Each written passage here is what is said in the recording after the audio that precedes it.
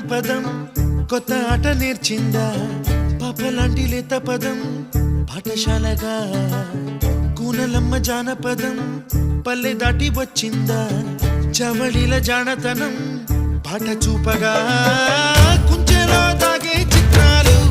ఎదురొచ్చేలా అంతటా